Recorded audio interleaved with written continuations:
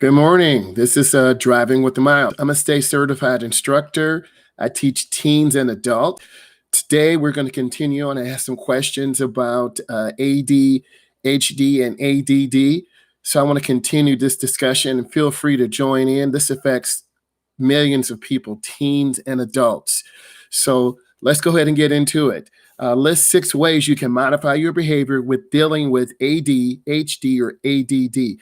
When you're in a driving situation or a classroom situation, it can be really stressful and add a lot of anxiety to students. So I need you to think of this. We've all been in school, kindergarten through college, and it can be quite stressful, particularly when driving, because this is one of the things that teenagers grow into young adults or adults who haven't driven, but this is in a private situation. They're dealing with an instructor one-on-one. So you want to choose to make adaptations or special arrangements to allow the student to succeed. This could be taking a test in a really quiet location. This could be possibly maybe me reading or explaining the questions, which I've done before. I'm a certified teacher. It's called an IEP, but more on that later. This could be maybe having the parent or guardian read or explain the questions. It varies. How you doing, Flex? So these things are super important when you're dealing with students who have these disabilities and it's not their fault. Next, don't listen to peers, colleagues, or others who only want to pass this negative trait. People can be negative. I've been working a lot too. We'll talk about it. Um, People can be negative. They tend to bully and they tend to pick on people. So you never want to be in a situation like that. And that's one thing that I do not tolerate in my classroom. I treat everyone equal, everyone fair, and I want everyone to feel as if they are a part of the process. That is really important. Thank you for that thumbs up. So it's all about being positive. And I really take the class, going through chapter, doing classwork, doing homework, participation in class, because it's not about me. It's about you. It's about the students, right? Oh, and you need to subscribe to my channel, Driving with the Myles. It's right there. So don't forget to do that and leave comments. Let's continue. So I'm doing pretty good. I've been really tired the last couple weeks. So I'm not afraid to make various accommodations or adjustments. This could be moving a student seat to the front, doing a seat to the back, always flex. And like I said, I will take care of you. We talked about a one-time gift card. We'll figure it out. Hey, Rachel, how are you? Thank you for popping in. We have some really good information today. Listen as much as you can, comment, give it a thumbs up.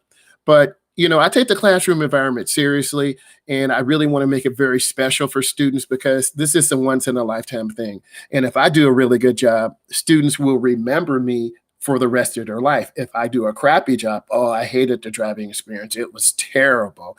So I really try to bring a lot of energy in, Kahoot, Quizlet, but we'll talk about that. Let's stay on this topic. I never give up on a student. And I think that's important because in the driver's education process, it can be really stressful. You have 25 to 36 kids per 8-week, 6-week session. You want to get students done. You got to turn the paperwork to the main office. Certificates might not be spelled right. And because of the pandemic, and that's a whole nother situation, we're 3 to 6 months behind. And it's stressful on the instructors. It's stressful on the parents. It's stressful on the DMV. It's a very unusual situation, and you just have to take one day at a time. And you got to be honest with students and honest with families. And 99% of the time, we're good. There's always that 1%, right? Always. But just be honest with people and show them you care, and people will help you. I'm the same way. Right? I'm going to be dropping off a certificate at a student's home today. That's going to be something special to see that student's face light up. That's beautiful. So I talked about not giving up on the student. Maintain high expectations. I'm really hard on myself, right? I like this digital format, Kahoot, Quizlet, TikTok. I have a lot of different resources that I use, Google Classroom, because I want to keep growing. And eventually I will have a driving, yes, a driving simulator in the classroom. That's my ultimate goal because I want to keep growing all the time. So I set high expectations for me, high expectations for my students. Thank you. That's from my heart. You look at my intro and all these things. If you look at 4, 5, 6 videos, you can hear my passion. I help students. We drove last night. There was a major accident on the road. They shut it down. We had to take some back roads. I didn't get a chance to post that yet, but I will post it. We had to take some back roads and no light. It was incredible, but it was a good experience. So I imagine to get a little content. So you always have to be ready. You always need to know a second uh, way to get home. I always tell my son and daughter this. You have to know. So um, don't tell students what you want them to do. Instead, tell them what behavior you want to see. I treat my students like adults because this is adult responsibility. Occasionally, you have some young ladies who are kind of goofy, silly, attention getters. You have some teenage guys. They want to be the top bosses in the class. So I make them bosses. Remember, bosses don't talk, they listen. So that's one thing you got to look for. Bosses don't talk, they listen.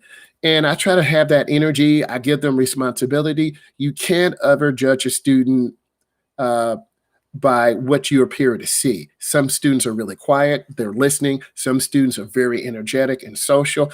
I'm a social person. So instantly, a lot of students bond with my personality and I bond with them. And then I've learned to step back and get hands off and let them learn. So please raise your hand if you have questions. I show that respect. Within 3 or 4 days, I pretty much know everyone's name in the classroom and I build that relationship. And that's important. And when you get in the car, it just explodes and it grows and you build that trust. Right. What is an IEP? I have some questions about IEP, ADHD. So I want to talk about this for a second. Every student is different. The IEP is an individualized instruction plan for a student. For instance, student may need more additional time on taking a test. We do mini quizzes every day through Kahoot and Quizlet. That kids like that. It's really exciting. I put out money, $5, $10. I buy ice cream, candy, donuts, because I want to show my students that I love them. And it's fun for me too. So usually the first day we do a Kahoot. 10 questions. The winner gets $5. That sets the standard. Wow, this guy is serious. He put money up. Yeah, I walk it like I talk it. And then we get into the chapter in the book. I give them about 20 minutes to read. And then we go through it because you have to lay that foundation on day one to get through this information. And it can be very overwhelming. So if you see students struggling, you kind of pull them aside, you talk to them. I want to get to know them. I ask them to ask me questions. We text, well, we do Kahoot, we do Quizlet. So in order for a child to have an IEP, usually requires family members to contact the school, the principal, the teacher, or the guidance department. So in this process, you make sure that your students have what they need to be successful. And I see this more and more in the driver's education process. What are some side effects? I want to talk about this. Some of the side effects are a headache. If you're taking these medications, stomach ache, you might not sleep at night. So if we drive 8 in the morning, 9 in the morning, 7 in the morning, students are kind of groggy, they're kind of out of it. And you really be surprised how many students go through this process. Students need to be focused on driving, and students need to be aware of the medications that they're taking.